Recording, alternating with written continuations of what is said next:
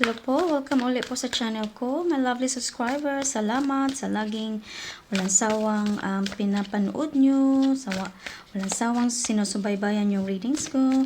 Salamat po, new viewers, welcome. Sana po suportahan nyo ako bago matapos nyo yung readings po. Sana i-consider nyo po na mag-subscribe po kayo sa channel ko po. Help me build my channel po again. And kung meron kayong alam na maka-resonate nito po, yung reading, please don't forget po, i-share nyo po. Baka makatulong po to sa kanila, sa sitwasyon nila po. Baka itong reading will help them lift their circumstances, their mood, their feelings po. Okay. Now, this is just a general reading po. Hindi lahat maka-resonate. And this is also a collective reading po. Okay? Let's begin your reading. Titingnan natin kung ano ang mensahe nyo for today. Okay. Meron tayong face your adversities. You need to face all your struggles, yung mga problema nyo po. Kailangan nyo daw harapin. Okay, next we have 9 of Wands. Oh. Undecided kayo something. Undecided kayo sa decision or I don't know yet. Basta undecided po kayo something. Kaya sinabihan po kayo kailangan yung harapin kung ano man yan po. Strength, it could be also that you need to confront, no? Kaya harapin, confront kung ano man yung struggles o ano man yung sitwasyon na hinaharap mo. Ilagay natin dito siya po. Okay po? Sinasabi po nito. Okay. Meron tayong Queen of Pentacles. It's something to do, I don't know if you are dealing with a woman or with someone, okay? Or maybe you are dealing with sa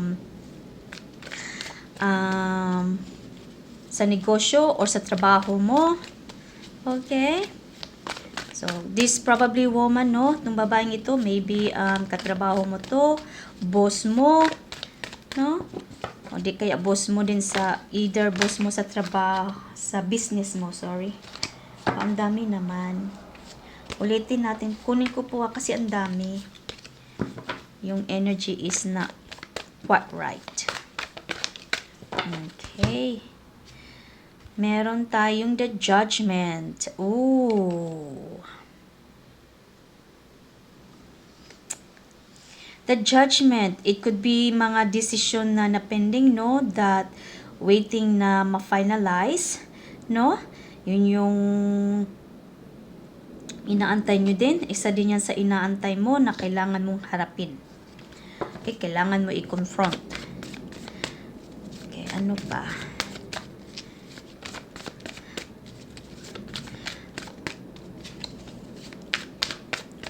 O di kaya yan yung inaantay mo dito sa tungkol sa trabaho mo, decision sa trabaho, sa katrabaho mo, sa negosyo, o kung sino man yung babae na yan.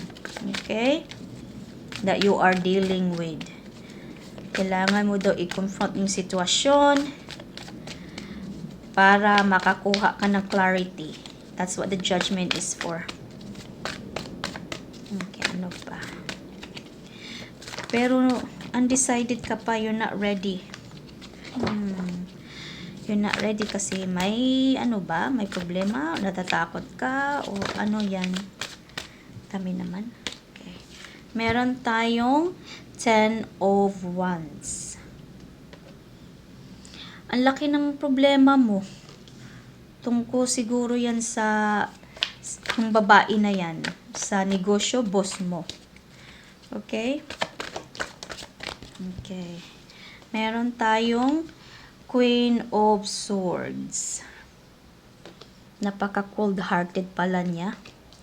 Hindi marunong makikinig sa sa sitwasyon o kung ano man yan. Wala, cold-hearted yan.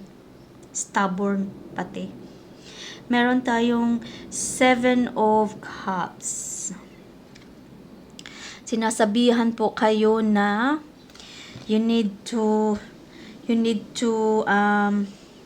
find more way na makuha mo yung ano na yan, makuha mo ang o makahanap ka ng solusyon, no? Kung paano mo siya i-confront.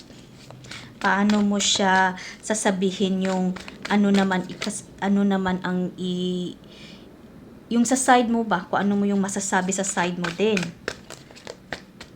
Okay? Ikaw lang nakakalam kung ano tong sitwasyon na ito. Meron tayong 10 of Swords. See, matatapos yan kung you take action. Okay? Kailangan mong, kaya nga sabi dito, harapin mo para matapos na yan. Kasi pending pa yung ano mo. Pending pa yung sitwasyon. What I mean is, hindi yan matatapos yung sitwasyon na yan hanggat hindi ka gumawa o maghanap ng solusyon para makausap mo yan, i-confront mo yan siya. Meron tayong Page of Swords. Napaka-bigat na problema ito. You feel like parang parang dideceive you.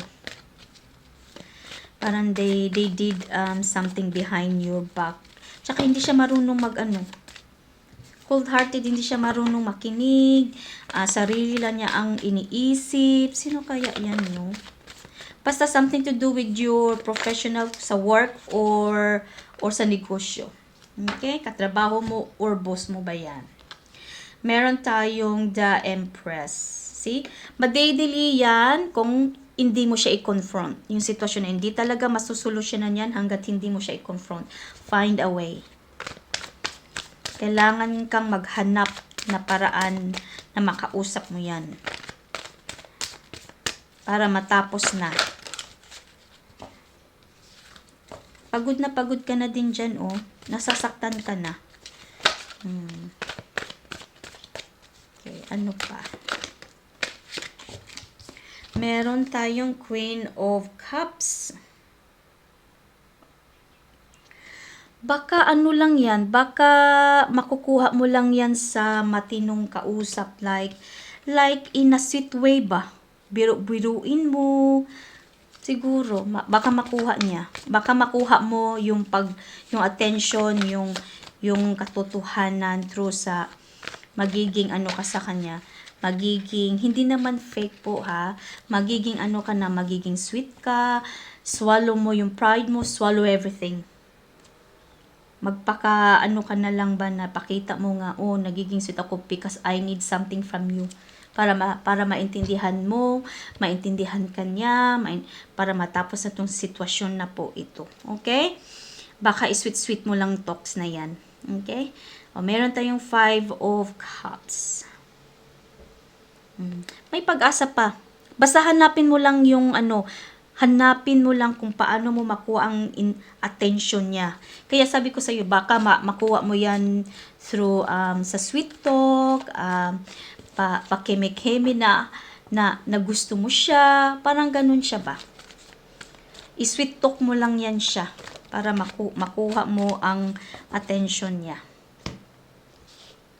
Kaya meron tayong 2 of Cups. See, kailangan talaga kausapin mo siya para makuha mo yung peace of mind, maka-move on ka na. Para ma-resolve na yung problema kung ano man yan. Okay? Kasi na-frustrate ka na, 7 of Pentacles, na-frustrate ka na. Na-frustrate ka na dyan sa sitwasyon na yan. Isip mo pa nga na mag-walk out ka na lang, mag-give up ka na lang. Yun yung iniisip mo. Okay. Meron tayong 3 of Cups. See? Celebration. So, may pag-asa pa, hindi pa huli ang lahat na masalvage mo, masolve mo yung problema na yan. Nasa sa iyo lang yan kung paano mo siya i-confront. I-sweet talk mo lang yan.